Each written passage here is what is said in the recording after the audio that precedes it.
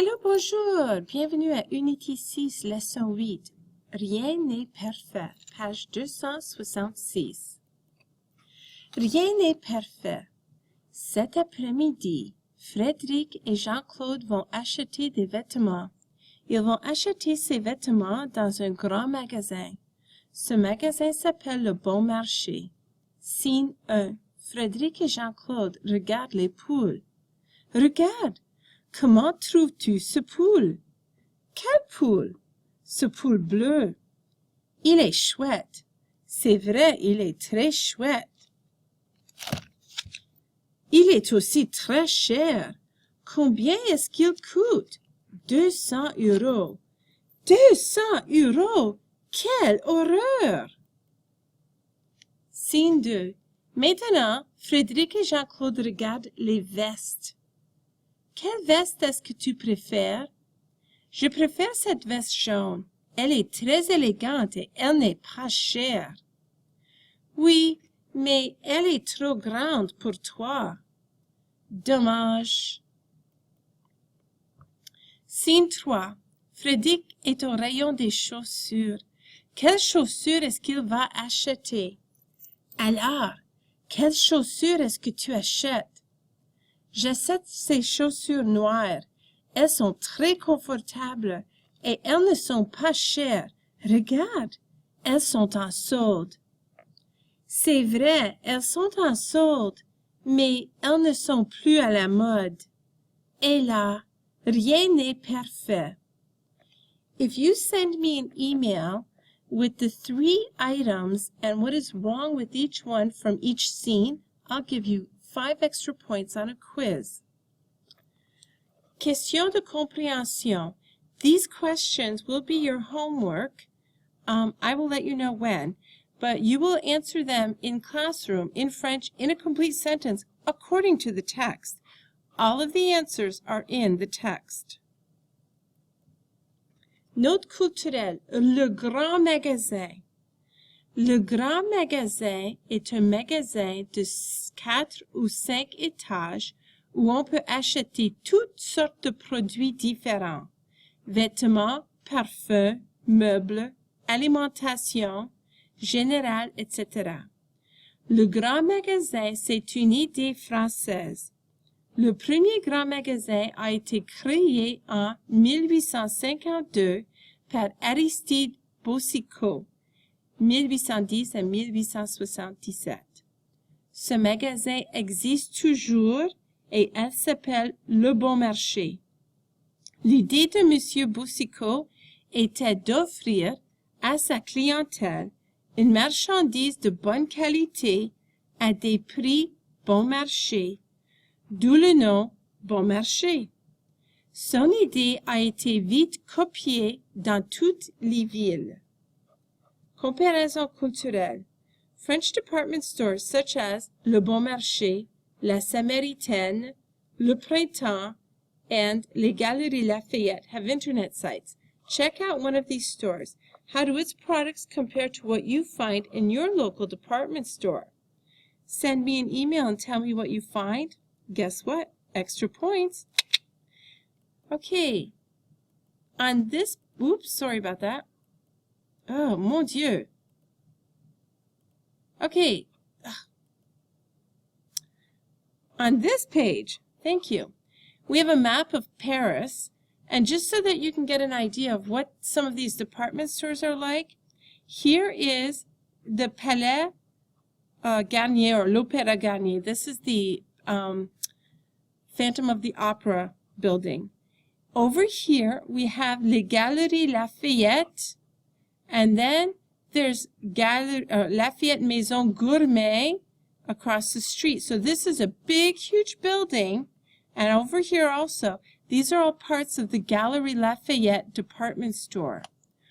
Over here, there are 2 buildings that are called Le Printemps, which is another department store. And they have these 2 huge buildings, 2 blocks full of buildings. So, and when you go in, they're multi-story. So, you know, it's like first floor, lingerie and perfume, second floor, socks, shoes, underwear, that sort of thing. It's very cool. All right, So in this lesson, we're going to be talking about verbs like acheter and préférer that have a stem change. A stem change, meaning something changes in the stem. So verbs like acheter, which means to buy, end in E plus a consonant plus ER. And verbs like préférer, which means to prefer, end in E accent aigu plus a consonant plus ER. So note the forms of these two verbs in the chart, paying attention to the E of the stem of acheter and the E accent aigu of the stem of préférer. So what's going to happen at acheter is that in these forms, je, tu, il, elle, and il, elle plural, the E will change to an E accent grave. Notice the direction. It goes to the upper left, E accent grave. The nous and the vous forms don't change. Now, in the word préférer, the E accent aigu of the stem changes also to an E accent grave so that you get the accent marks pointing upward like a roof.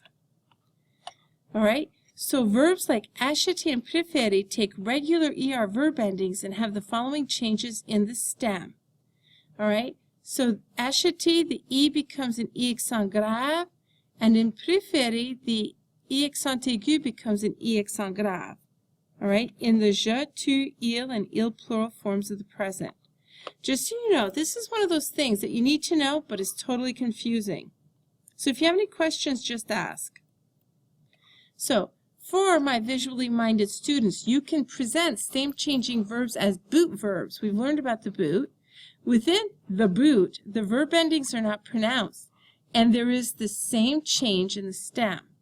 Outside of the boots, the endings are pronounced, and there is no stem change. So notice that nous and vous are outside of the boot, so there isn't an accent mark, and the endings change sound. So we have j'achète, tu achètes, il achète. Those sound alike. And so does this one, ils achètent. Right? Achète sounds the same. But then in here we have nous achetons and vous achetez, which sound different. You get it? Okay. Achat, purchases. What we buy depends on how much money we have. Complete the sentences below with acheter and one or more items from the list. And I'm not really too fussed about the items, but I'd like you to practice these so that you know them in class. If you do them ahead of time and you send me an email with the answers, I'll give you extra credit. Vocabulaire. Verbe comme, which means like, acheter and préférer. Acheter means to buy. Amener is conjugated the same way as acheter, but it means to bring a person.